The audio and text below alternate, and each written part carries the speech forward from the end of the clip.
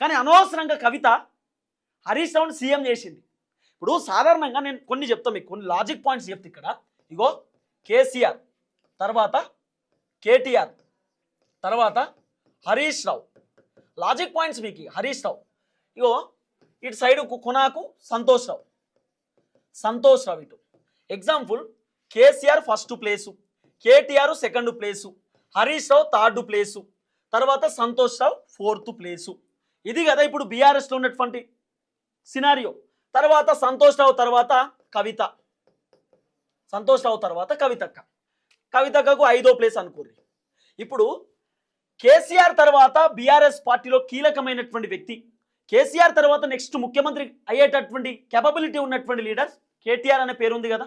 ఇప్పుడు KTR working president BRS పార్టీలో, president తర్వాత వర్కింగ్ ప్రెసిడెంట్ పదవిలోకి పోతాడు. అసలు వర్కింగ్ ప్రెసిడెంట్ అనేటటువంటి పదవి క్రియేట్ చేసిందే కేటీఆర్ కోసం అట. కాబట్టి కేటీఆర్ నెక్స్ట్ ఫ్యూచర్ సీఎం 2028 ఆయన ముఖ్యమంత్రి అవుతాడు అనేది వీళ్ళు మాట్లాడినటువంటి మాటలు. ఇప్పుడు వాస్తవానికి కవిత టార్గెట్ చేయాల్సింది ఉంటే కేటీఆర్ను చేసేది ఉండే. కవితక్క కేటీఆర్ని టార్గెట్ చేస్తే చాలామంది జనాలు ఏమనుకునేటోళ్ళు, పార్టీ క్యాడర్ ఏమనుకునేటోళ్ళు అంటే కేటీఆర్ ఈరోజు బీఆర్ఎస్లో బలంగా ఉన్నాడు, రేపటి రోజు కేసీఆర్ ప్లేస్లోకి కేటీఆర్ పోబోతున్నాడు, పార్టీ పగ్గాలన్నీ కేటీఆర్ చేతిలో పెడుతున్నారు. ఇది కవితకు నచ్చక, అన్న ఎదుగుదల నచ్చక, అన్న ముఖ్యమంత్రి అవుతాడేమో అనేటటువంటి బాధతోటి కవిత కేటీఆర్ని టార్గెట్ చేస్తుంది. కేటీఆర్ ఎదుగుదలను, కేటీఆర్ బీఆర్ఎస్లో బలంగా ఉన్నాడు, నెక్స్ట్ ఫ్యూచర్ సీఎం కేటీఆర్ నాకంటే ఎక్కువ ఎదుగుతున్నాడు, టక్కటక్క ముఖ్యమంత్రి అయ్యేటటువంటి స్టేజ్కి వచ్చిండు అనే బాధతోటి కవిత సొంత అన్నను టార్గెట్ చేస్తుంది అని కొంతమంది అనుకోవచ్చు. అట్లా మాట్లాడడానికి స్కోప్ ఉంటుంది. కానీ ఇప్పుడు కవితక కేటీఆర్ని టార్గెట్ చేయలేదు, హరీష్ రావుని టార్గెట్ చేసింది. ఇక్కడ ఏమైందంటే బీఆర్ఎస్లో హరీష్ రావును కవిత టార్గెట్ చేయడానికి కారణాలు చాలా వినబడుతున్నాయి. హరీష్ రావుకు ట్రబుల్ షూటర్ అనే పేరుంది, బీఆర్ఎస్ పార్టీలో హరీష్ రావు ఎంత చెప్తే అంత అనే పేరుంది, హరీష్ రావును కేసీఆర్ వదులుకోడు అనే పేరుంది. తర్వాత హరీష్ రావు అనేటటువంటి వ్యక్తి సీఎం కేపబిలిటీ ఉన్నటువంటి లీడర్ అనేటటువంటి పేరు కూడా ఉంది. ఇప్పుడు కవిత హరీష్ రావును టార్గెట్ చేసేసరికి హరీష్ రావు బీఆర్ఎస్లో బలంగా ఉన్నాడు, హరీష్ రావుకు బీఆర్ఎస్లో మంచి సత్తా ఉంది, హరీష్ రావుకు బీఆర్ఎస్లో మంచి పతారు ఉంది, Harish Rao CM candidate.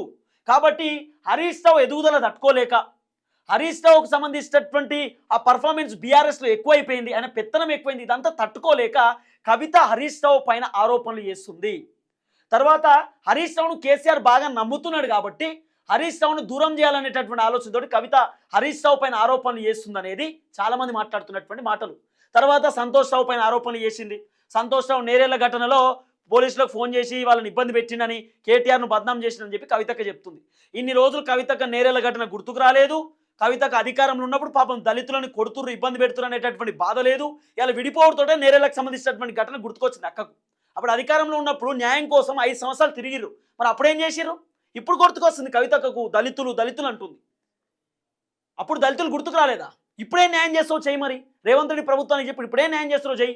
SI, CI, ACP లెవెల్లో వాళ్ళని కొట్టిరు, చిత్రహింసలు పెట్టిర్రు. సంతోష్ రావు పైన ఏం యాక్షన్ తీసుకోరు. ఇప్పుడు కవితకు న్యాయం చేయాలి, దళితులకు, ఆ కోల హరీష్ నేరేళ్ల బాధితులకు కవితగా మాట్లాడుతుంది. కానీ కవిత డైరెక్ట్ హరీష్ రావును టార్గెట్ చేసి హరీష్ రావును హీరో చేసింది. ఇప్పుడు చాలామంది జనం అనుకుంటారు హరీష్ అన్ననే ఎందుకు టార్గెట్ చేసింది కావచ్చు. టార్గెట్ చేయడానికి గల కారణం హరీష్ అన్న బలంగా ఉన్నాడు బీఆర్ఎస్లో, హరీష్ అన్న గట్టిగా ఉన్నాడు కాబట్టి హరీష్ అన్నని డ్యామేజ్ చేద్దామనే ఆలోచనతో కవిత ఇట్లా చేసి ఉండొచ్చు. ఇప్పుడు కవిత బీఆర్ఎస్లో లేదు, కేటీఆర్ ఒక ఆప్షను, కేటీఆర్ తర్వాత హరీష్ రావు ఆప్షను. అంటే కేటీఆర్ కంటే మంచి ప్లేస్లో హరీష్ రావు బీఆర్ఎస్లో ఉన్నాడా? అంటే హరీష్ రావుకు పుసుక్కున ముఖ్యమంత్రి పదవి ఏమని ఇస్తారా కేసీఆర్? లేకపోతే కేటీఆర్ని డామినేట్ చేసి హరీష్ రావు ఏమైనా ఎదుగుతుండా? కేటీఆర్ ప్లేస్లో హరీష్ అన్న ఉన్నాడా? హరీష్ అన్న ప్లేస్లో కేటీఆర్ ఉన్నాడా? అంటే ఇప్పుడు బీఆర్ఎస్లో సెకండ్ ప్లేస్ హరీష్ రావుకు ఉందా? ఎక్కడ హరీష్ రావు బీఆర్ఎస్ పార్టీ పగ్గాలు లాక్కుంటాడో, హరీష్ రావు చేతిలో పోవద్దు, మా అన్నకే రావాలని చెప్పి వాళ్ళ అన్నను పొగిడిందా? ఇది కూడా ఉంది. హరీష్ బాబుకు పోవద్దు, మా అన్నకే పోవాలి, ఈ పగ్గాలు ఏందో మా అన్నకే రావాలి. మా హరీష్ బాబుకు బాగా ఫేత్ ఉంది బీఆర్ఎస్లో, హరీష్ రావుకు మాస్ ఫాలోయింగ్ ఉంది బీఆర్ఎస్లో, ఒక ఫాలోయింగ్ ఉన్న లీడర్ కాబట్టి ఉంటే మా అన్నన్న ముఖ్యమంత్రి ఉండాలి, మా నాయనన్న ఉండాలి, సంతోష్ రావు బయట ఆయన ఉండొద్దు, హరీష్ రావు మాకు బాగా బయట ఆయన ఉండొద్దు, మా కుటుంబం మా రక్త సంబంధమే ఉండాలి. అట్లే మన ఆలోచన చేసిందా? ఇక నేను డెప్త్గా పోను, ఇట్లే మన ఆలోచన చేసిందేమో పెద్ద చర్చ. కానీ అనవసరంగా హరీష్ రావుని టార్గెట్ చేసి హరీష్ రావు ఈరోజు హీరో, ఒక సీఎం క్యాండిడేట్ లెక్క కవిత మాట్లాడినటువంటి మాటల వల్ల ఎస్టాబ్లిష్ అవుతున్నాడు. ఇదంతా చూసినాక కేసీఆర్ షాక్ అయిపోయిందట. కేసీఆర్ ఏమనుకున్నాడంటే బీఆర్ఎస్ని తిడుతుందేమో, బీఆర్ఎస్ బీజేపీలో కలుపుతారని చెప్తుందేమో, లేకపోతే బీఆర్ఎస్ పార్టీకి క్యాడర్ గురించి చెప్తుందేమో, కేసీఆర్ని తిడుతుందేమో, కేటీఆర్ని టార్గెట్ చేస్తుందేమో అని కేసీఆర్ బాగా అనుకున్నాడు. సీన్ కట్ చేస్తే హరీష్ రావు సంతోష్ రావు తిడతారని కవిత అనుకోలే, ఎక్స్పెక్ట్ చేయలే. కానీ కేటీఆర్ని విమర్శన చేసినప్పుడు కవితను సస్పెండ్ చేయలే. హరీష్ రావు పేరు తీయగానే కవితను తీసి పడేసారు. అంటే హరీష్ రావుకి ఎంత పవర్ ఉందో చూడరు బీఆర్ఎస్లో. హరీష్ రావు సంతోష్ రావు పేరు తీసి కవిత ఎప్పుడైతే ప్రెస్ మీట్ పెట్టిందో, హరీష్ రావు అవినీతి చేసిండు, సంతోష్ రావు అవినీతి చేసిండు అని చెప్పి ఎప్పుడైతే ఆరోపణ చేసిందో తీసి అవతలేసారు కవితను. సస్పెండ్, యు ఆర్ సస్పెండెడ్, ఈ పార్టీ నుండి తీసేస్తున్నాం అన్నారు. అది హరీష్ రావుకు బీఆర్ఎస్లో ఉన్నటువంటి పవర్. హరీష్ రావుకు సంతోష్ రావుకున్న పవర్ అట్లా. సొంత బిడ్డనే తీసి పడేసారు హరీష్ రావుతో పెట్టుకుంటే.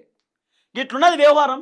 ఏది ఏమైనా కవితక్క అనవసరంగా విమర్శలు చేసింది సంతోష్ రావు పైన, సారీ హరీష్ రావు పైన. ఇద్దరే కదా, ఇద్దరి పైన హరీష్ రావు హీరో, కవితక్క జీరో అయిపోయింది. చూద్దాం ఏం జరగబోతుంది.